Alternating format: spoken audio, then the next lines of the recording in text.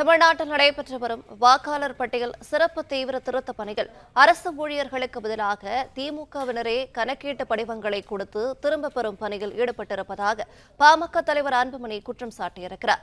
இது தொடர்பான கூடுதல் விவரங்களை செய்தியாளர் பாண்டியராஜன் வழங்கிட கேட்கலாம். பாண்டியராஜன், வணக்கம். இது பற்றின விவரங்கள் என்ன சொல்லலாம்?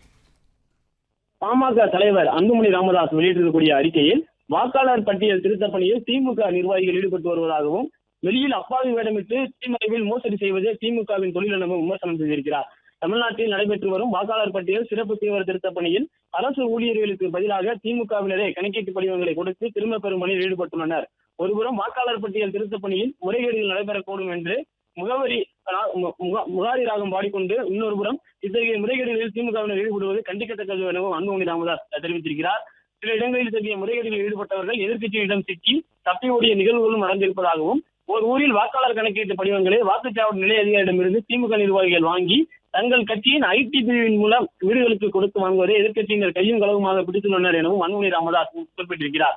வாக்காளர் பட்டியல் சிறப்பு தீவிர திருத்த பணி குறித்து அறிவிப்பு வெளியான நாளில் இருந்து அந்த பணியில் திமுக தான் அதன் அதிகாரத்தை பயன்படுத்தி முறைகேடுகளை செய்யும் என்று பாட்டாளி மக்கள் கட்சி குற்றம் சாட்டி வந்ததாகவும், ஆனால் இது தொடர்பாக காணொலி மூலம் உரையாற்றிய முதலமைச்சர் ஸ்டாலின் அவர்கள் இந்த குற்றச்சாட்டை மறுத்ததுடன், ஒரு பணியாளரை தேர்தல் ஆணையம் தன்னுடைய பணிக்காக எடுத்த நொடியில் இருந்து அவர் தேர்தல் ஆணையத்திற்கு கட்டுப்பட்டுதான் செயல்படுவாரே ஒழிய மாநில அரசின் கட்டுப்பாட்டில் இருக்க மாட்டார் என விளக்கம் அளித்திருந்தார்.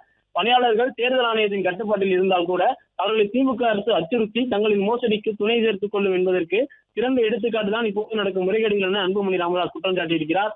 தமிழ்நாட்டில் இதே சூழலில் வாக்காளர் பட்டியல் சிறப்பு தீவிர திருத்த பணிகள் மேற்கொள்ளப்பட்டால் அவை நேர்மையாக நடைபெற வாய்ப்பில்லை எனவும், எனவே வாக்காளர் பட்டியல் சிறப்பு தீவிர திருத்த பணிகளை கண்காணிக்க ஒவ்வொரு சட்டப்பேரவை தொகுதிக்கும் ஒரு வெளிமாநில அதிகாரியை, ஐஏஎஸ் அதிகாரியை பார்வையாளராக தேர்தல் ஆணையம் நியமிக்க வேண்டும் எனவும் அன்புமணி ராமதாஸ் கோரிக்கை வைத்திருக்கிறார்.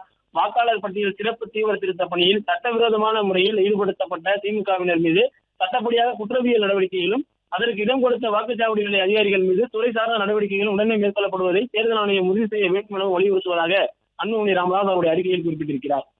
பிளே ஸ்டோர் மற்றும் ஆப் ஸ்டோரில் இருந்து பாலிமர் செயலியை QR கோடு மூலம் பதிவிறக்கம் செய்யுங்கள். செய்திகளை உடனுக்குடன் பெறுங்கள்.